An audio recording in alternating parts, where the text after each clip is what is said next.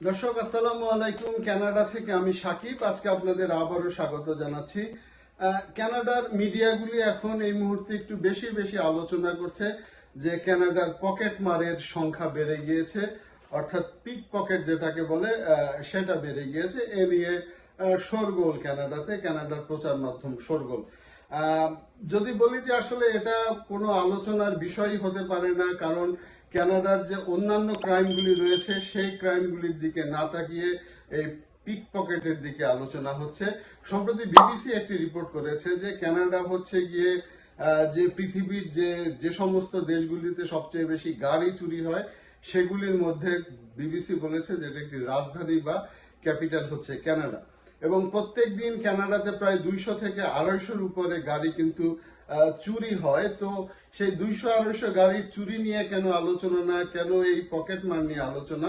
এর একটি অন্যতম যদি কারণ আমি বলি, কারণটি হচ্ছে যে গাড়িগুলির ইন্স্যুরেন্স করা থাকে। তো যার গাড়ি যায় ইন্স্যুরেন্স কোম্পানি অলমোস্ট তার কাছ থেকে পুরো গাড়ির দামটাই পেয়ে যায়, কিন্তু মানুষের পকেটের, ওয়ালেটের বা মানি ব্যাগের কিন্তু ইন্স্যুরেন্স করা থাকে না, যার ফলে এই বিষয়গুলো নিয়ে বেশি শোরগোল বা বেশি আলোচনা। কারণ পিকপকেট হলে পরে সেই জিনিসটা কিন্তু আর ফেরত পাওয়া যায় না বা ইন্স্যুরেন্স কোম্পানি ফেরত দেয় না। এটা হতে পারে একটি মূল কারণ।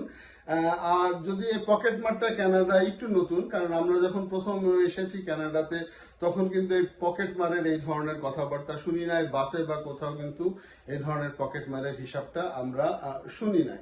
এবং সম্প্রতি টরন্টোর পুলিশ দুইটি বিষয় তদন্ত করছে, অর্থাৎ হিসাবগুলি অনেকটা বাংলাদেশে যেভাবে হয়ে থাকে ঠিক সেইভাবেই, অর্থাৎ প্রথমে পকেট মার আসে, আপনার সাথে একটু কথাবার্তা বলবে, কথাবার্তা বলার পরে এক পর্যায়ে আপনার কাছ থেকে নিয়ে যাবে।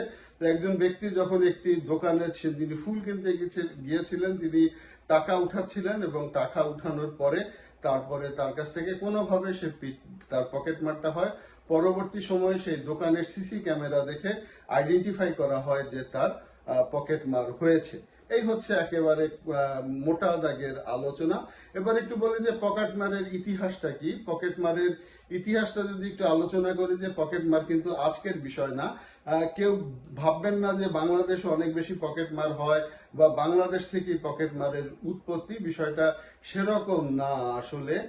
তো যেটা হচ্ছে যে রোমান সাম্রাজ্য যখন শুরু হয়, সেই রোমান সাম্রাজ্যের সময় থেকেই কিন্তু পকেট মার হয়, অর্থাৎ পৃথিবীর যাবতীয় অন্যায়, যাবতীয় অবিচার কিন্তু ইউরোপ থেকেই হয়েছে, এটা আমার ব্যক্তিগত ধারণা।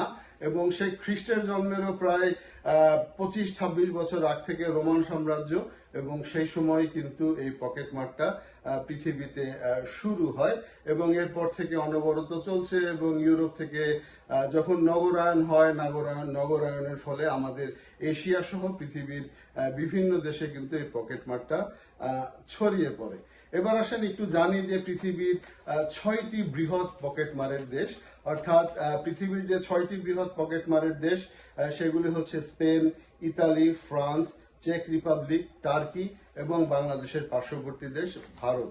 অর্থাৎ এই 6টি দেশ পৃথিবীর মধ্যে সবচেয়ে বেশি পকেট মার হয়, এবং এই 6টি দেশের লিস্টে কিন্তু বাংলাদেশ কখনোই নেই। বা অনেকেরই হয়তো ধারণা বাংলাদেশিরা এই পকেট মারগুলি করে, বিষয়টি আসলে সেরকম না, এর সাথে বাংলাদেশের কোনো সম্পর্ক নেই। তো যেটা হচ্ছে যে এখন কানাডার মধ্যে থেকে যারা দেখছেন, এখন পকেট মার কিন্তু হচ্ছে, অতএব সাবধান থাকতে হবে। এবং যদি একবার হারিয়ে যায়, পুলিশ এই কেসগুলি অতটা সাধারণত গুরুত্ব দেয় না, তো যা যাবে তাই যাবে, এবং এর কোনো ইন্স্যুরেন্স পলিসি আছে বলে আমার জানা নেই। ভিডিওটি কেমন লাগলো জানাবেন ভবিষ্যতে, এবং যদি কোনো কমেন্টস থাকে জানাবেন। ভবিষ্যতে নতুন কোনো বিষয় নিয়ে আবার দেখা হবে।